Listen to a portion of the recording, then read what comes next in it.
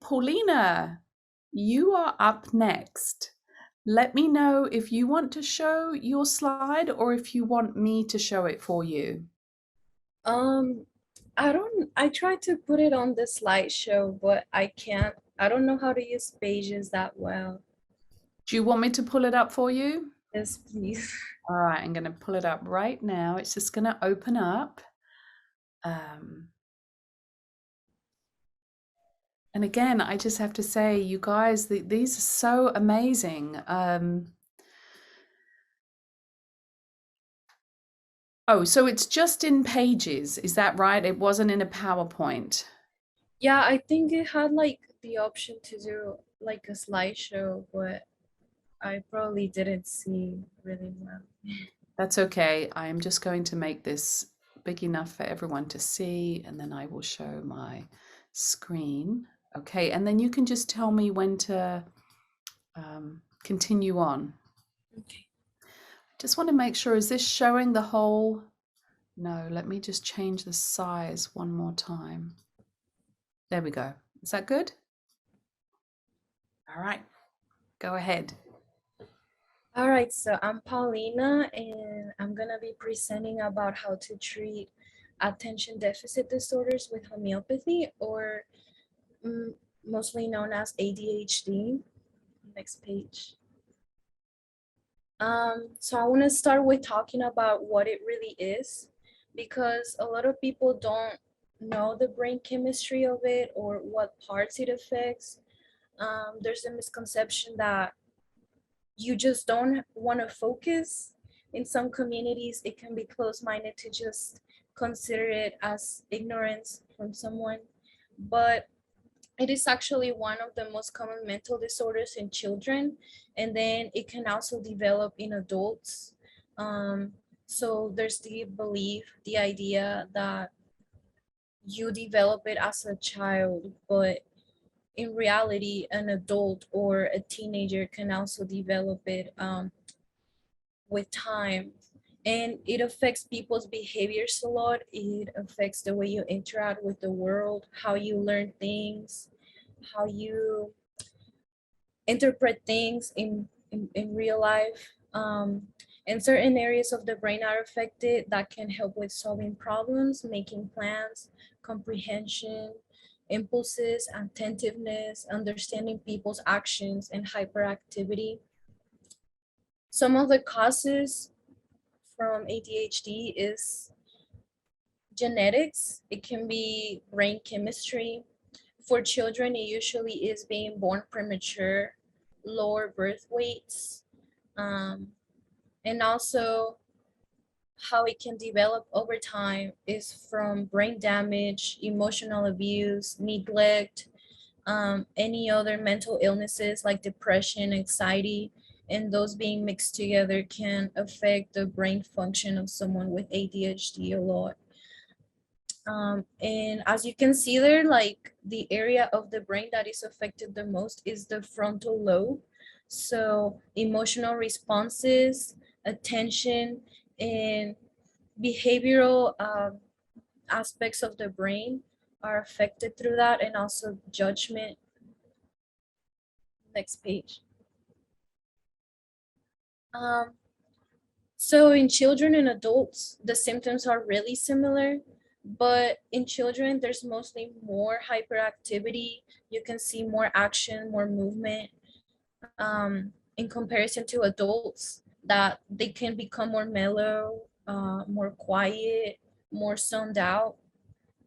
You can see difficulty, lack of attention, being super easily distracted, poor listening, a lot of mood swings like irritability, boredom, impatience. Um, and all of that can lead to taking risks, having something new going on in your life. You will want to do like dangerous things out of boredom, because you get stuck in a mental aspect that you need to be doing something, or something has to be going on in your life. Um, They also have really poor memory. They're very forgetful. They'll lose their phone, their keys, their credit card, uh, lose change. Um, and in children, it's the same thing. So they have very short attention span. They can't follow instructions. It's really hard for them, especially in school. They're really fidgety. They love like running around, tapping their fingers. They have to be moving somewhat. They have to be doing something. If they're talking, they're playing with their hands. And they interrupt conversations. If they ask something, uh, they'll want you to say it right away. Or if you ask them something, they'll answer before you even finish the question. And they can't stick to one single task. They get super carried away and they're super restless, always having to do something. Next page. So I also put together some physical health conditions associated with ADHD. I think since it's a mental condition, a lot of people focus on the mental aspect of it. But I think when you look at it from a homeopathic point of view, you also want to look for any physical symptoms as well, any physical attributes. So through my research, I found out that most children, or the majority of children, they can go through seizures. There's epilepsy included in that as well. People have migraines, really bad headaches. They can go through asthma, eczema, rhinitis, or they can also be obese or overweight, as well as a lot of patients that have ADHD. They have a lot of digestive problems. So their GI is affected, and that's due to the gastrointestinal tract being connected to the brain and having a passage through the nervous system and all of that good stuff. Next page. So I think that for ADHD, homeopathy is definitely one of the most effective, one of the most perfect ways to treat it, just because um, every person is different. They're super unique. They have their own unique traits, even though there's always a specific set of symptoms for that mental condition. I think that there's also other individual traits that can make that person act that way, especially with their trauma, past events in their lives, accidents, shock. So since homeopathy focuses on mind and body medicine, it treats the emotional, mental, social, and behavioral aspects of the patient, which most of the ADHD people have. And then it works on restoring patients to natural emotional state, which in allopathic medicine, it wouldn't really focus on that, but mostly about subsiding those symptoms and the way they function with that. Next page. So here I listed some remedies that I think are really good for that based on my own research. I chose phosphorus as one of the main ones because these patients have really short attention spans. They have really like they have a lot of lost memory. They're super sensitive to light, sound, odors, touch, and for ADHD patients, that's something that really gets at them. Like any little thing can distract them. They can get carried away. Um, so yeah, and then they're super restless, fidgety, and they can be seen as indifferent, but that can be because of the way that they act with the outside world, outside of their heads. The other one is Calcarea carbonica.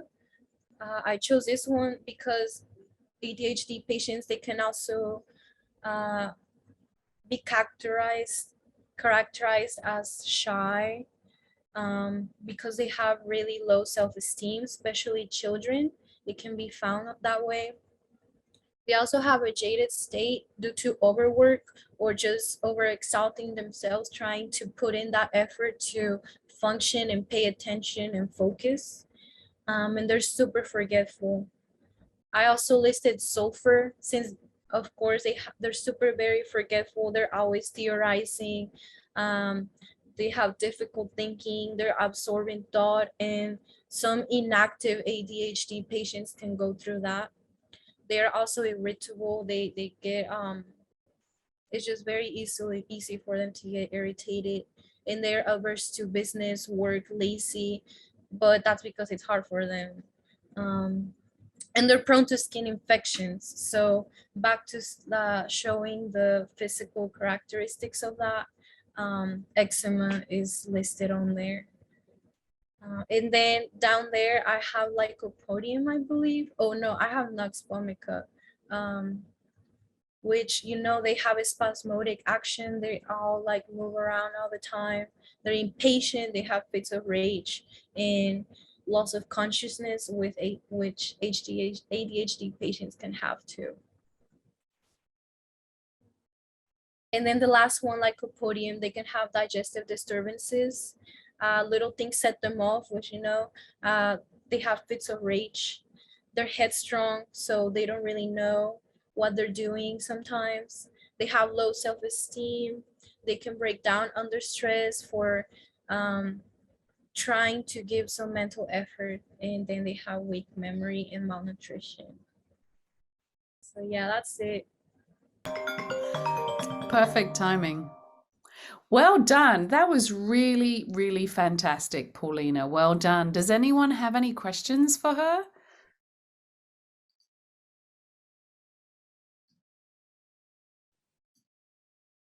No questions. Okay. Let's give an applause to Paulina and let's give us some you. love. That was really, really fantastic. Well done. Great. Wonderful. Great.